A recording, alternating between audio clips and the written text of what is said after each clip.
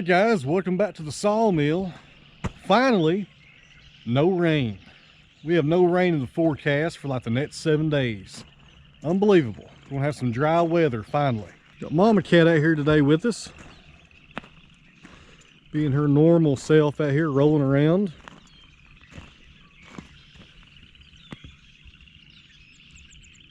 So interesting story here about Mama Cat. Around Christmas time, actually before Christmas, I can't remember the exact date, but for about 4 weeks, Mama Cat was gone, and it may have been longer than that, I can't remember.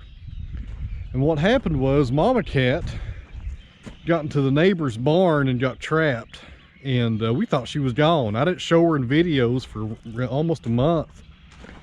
And I really didn't explain to you guys what was going on because I really hated to face you people and tell you all that Mama Cat was missing. She's got a lot of fans on this channel. So what happened was she was in my neighbor's barn, and my neighbors have been out of town for a few months. They had some water damage in their house due to a line busting.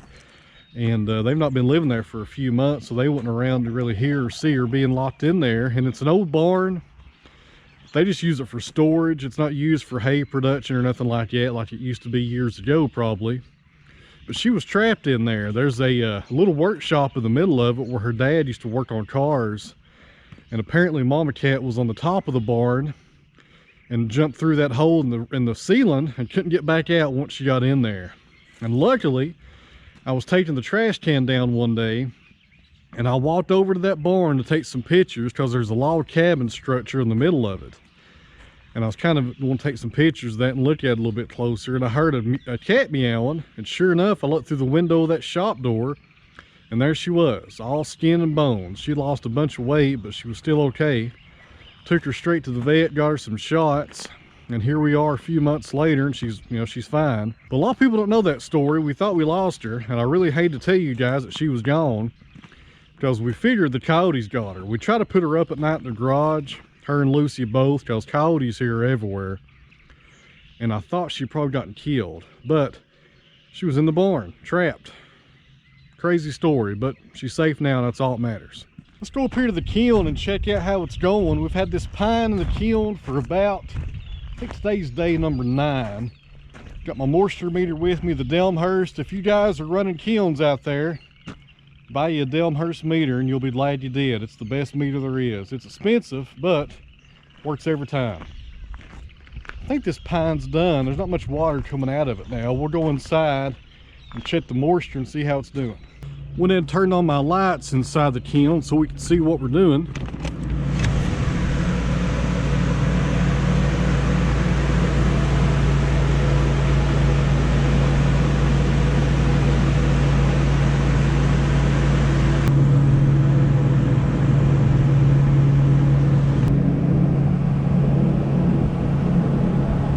Check our water back here. I emptied this about 5 o'clock this morning.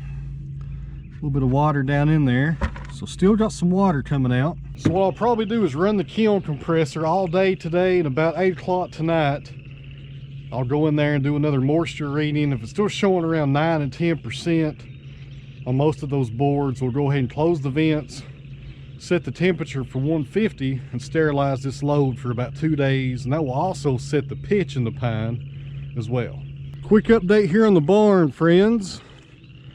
I got the tie beams over here. We'll be doing the joinery this weekend on these tie beams. I'm going to do it outside. They're just too freaking heavy to fool with out here and try to push into the shop, and I'm already crammed in there with all the posts. These are 8x10s. These are white pine. They were circle sawed. You can see the circle saw marks right here on the side. You always know it's cut on a circle mill when you see those kerf marks running down the timber right there. So these are the tie beams. We got 4 of those. Right here's the first one we'll be working on. Got 3 more over there on the trailer. But hopefully this weekend I'll get these done, and maybe next week, if the rain holds off, we'll go ahead and stand up half this barn and get that project going.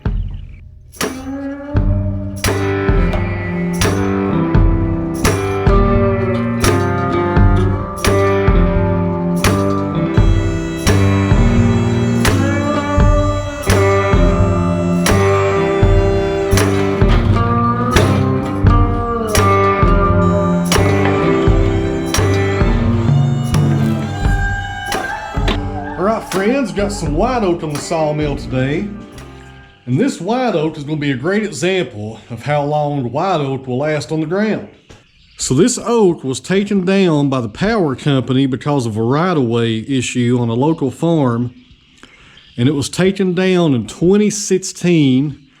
It didn't end up in my hands till about last summer.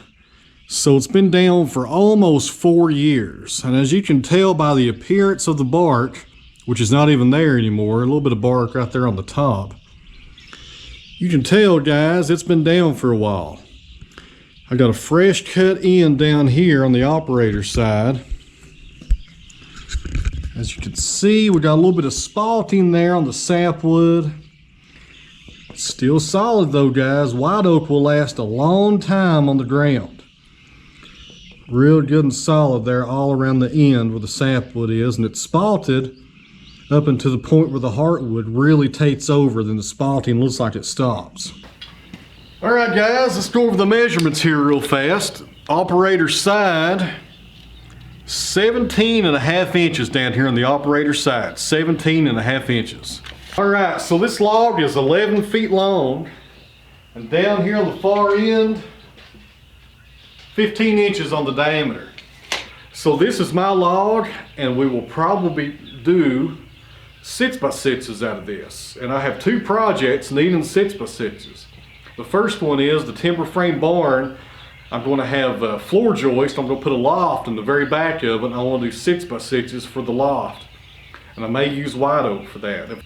The other project is I'm having some concrete poured here next week because I want to build some drying sheds, because I am sick and tired of having all this wood over here taking up space when I need more room up here around the sawmill. So I'm going to do a little trial run next week and have some concrete poured and build some little drying sheds all around the sawmill building for drying lumber. See how that goes. I think it's going to go pretty good. So anyways, friends, let's get this one opened up. I got it turned the way I want it. Not a lot of taper in this log. There's a little bit of difference in the diameter, but not much taper because it's so long, you know, so you ain't got to worry about a lot of loss on that. But when you put these logs on your sawmill, look them over. And gosh, sometimes look at them and study on them. And you know, if it takes 10 minutes, take the time to do it, because once you open up this face, you burn the boats, guys. There's no going back. All right, so let's fire up the diesel and get going. All right, friends, I lied. One more thing here. I want to show you guys my objective on this end grain. I'm hoping to get 2 true 6x6s out of this log free of heart, which means I want to have 2 6x6s, and I want the pith to be out of here. I'm not going to take a 6x6 out of the middle and center that pith. I want to get it out of here, because a 6x6 with a pith centered is not really stable like an 8x8 is, because there's not a lot of material around that pith. Sometimes the cracking will run out here on the radial face and you'll still get some checking.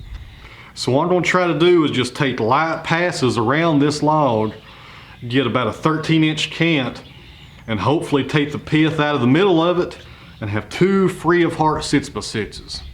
That's my goal, at least. That might be some famous last words. I may fail, but I think it'll work out for us, friends. We'll see what happens.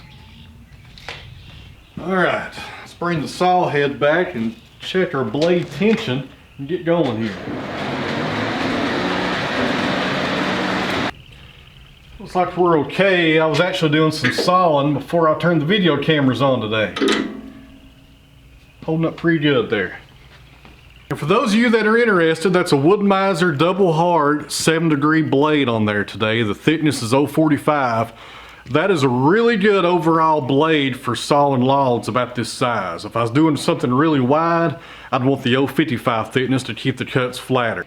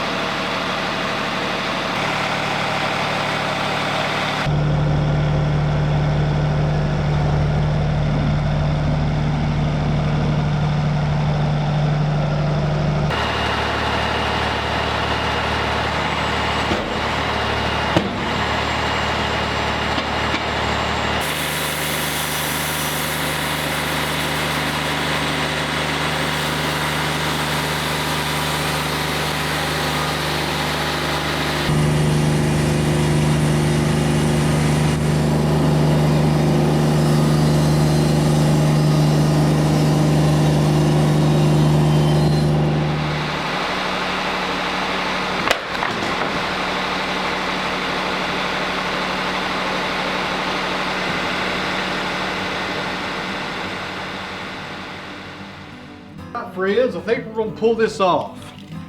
So right there we have the pith, and above the pith we have about 7 inches of material.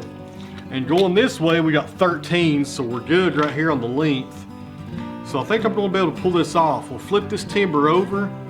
I'll come down and cut this timber away from the pith and go ahead and make our 6-inch cut. And then we'll turn up on its side and do the same thing pretty much. Get 2 6x6s out of it.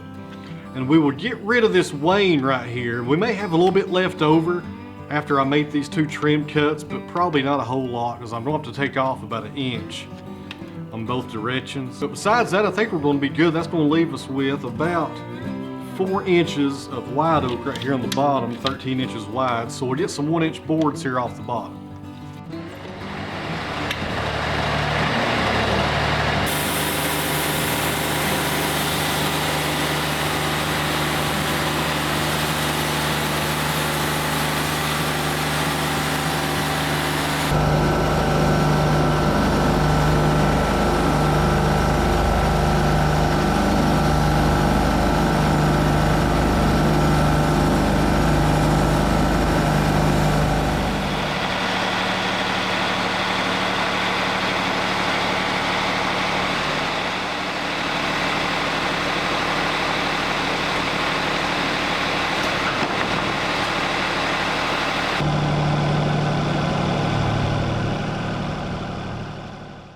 Alright friends, I got that removed. There's our timber, our future 6x6s right there. Let's go ahead and check our work, show you guys what we did. Right here's the remaining timber on the mill. Right there's the pith. So we removed the pith from that timber. Let's go check the other end just to make sure it's not on that side as well. Alright friends, let's check the pith on the far end. And as you can see, it's right there. Which means we successfully made our 6x6s right here free of heart once we cut them out of that timber.